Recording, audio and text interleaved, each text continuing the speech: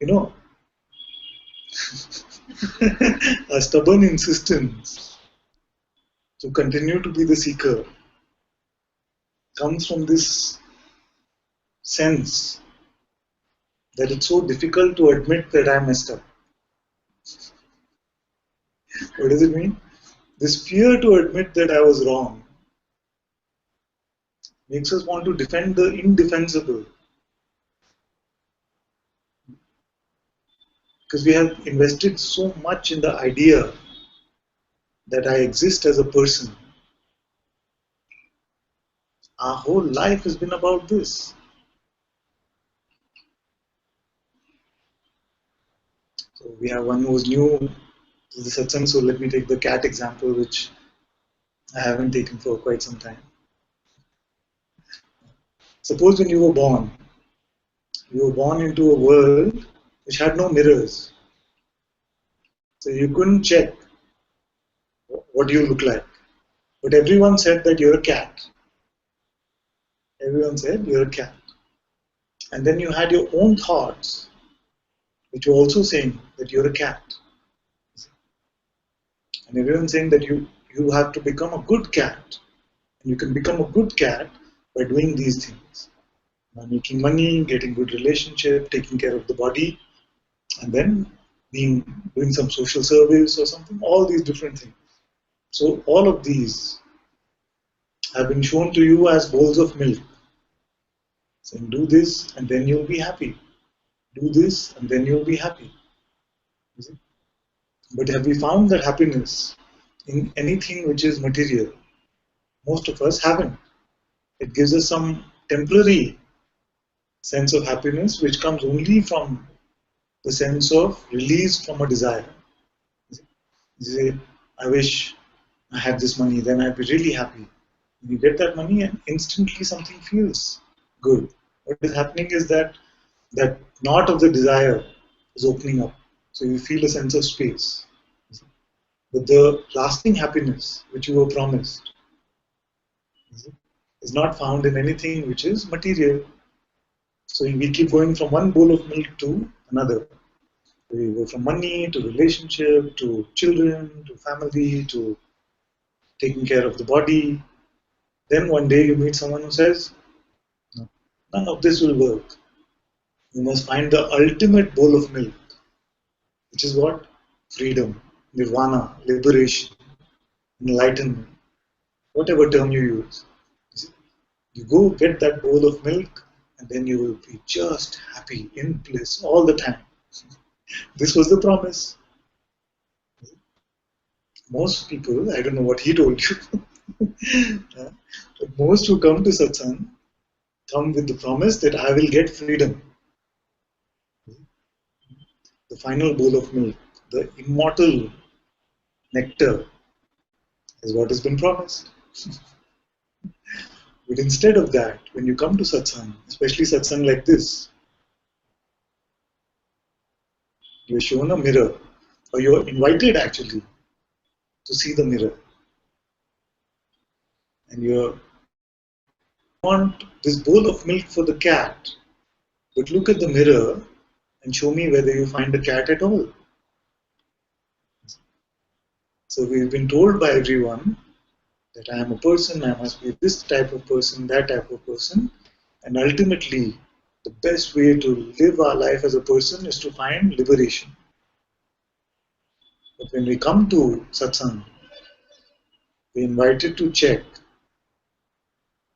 am I a cat in the first place? So there is no freedom for the cat, because the cat doesn't exist. There is no freedom for the person, because the person doesn't exist. But what happens if we had no investment in the person idea? If we didn't care about it, then this would not cause so much resistance. Just say, I'm willing to look. I look. Yes, I don't find the person. I find a body. But the body is uninterested in the money in the bank, the future of this life. It doesn't care about any of this. I find that there is nobody here who is interested or concerned with any of that. I see this and finish. These thoughts still come, which try to convince me that I'm a person, but I see there is no such thing, so I just laugh at them. It should just be like this, isn't it? That is the only difference, if there is, between a sage and anyone else. That the sage is having so much comedy all the time because the thoughts are making him laugh. You must do this in your life. You must plan like this for the future. Just laughing at everything. So why is it not like this? It is because we have invested so much in the idea of being a cat. And the sense that one day I will make it as a free cat.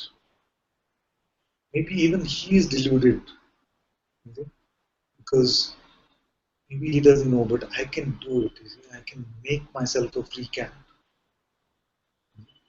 But the only freedom there is the freedom from the idea of being a cat. Any of this is resonating? So it is like this. So what happens then?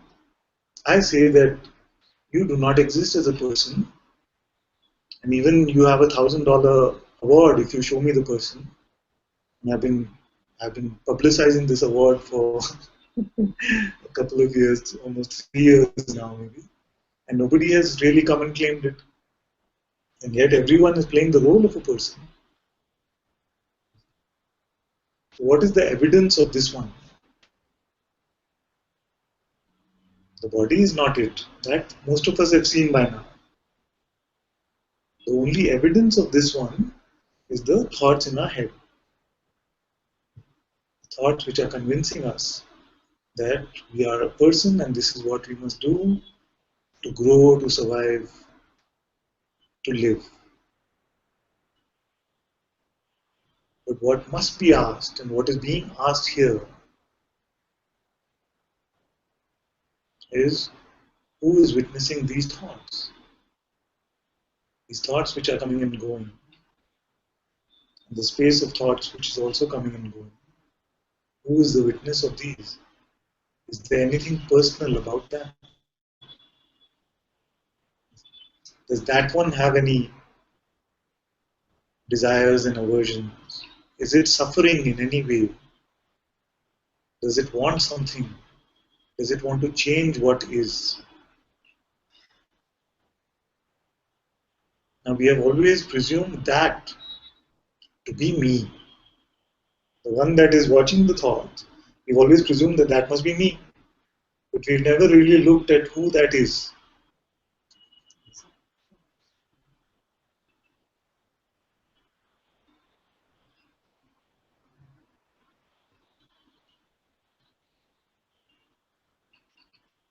And it is a rare one who doesn't feel attacked actually when this question is asked.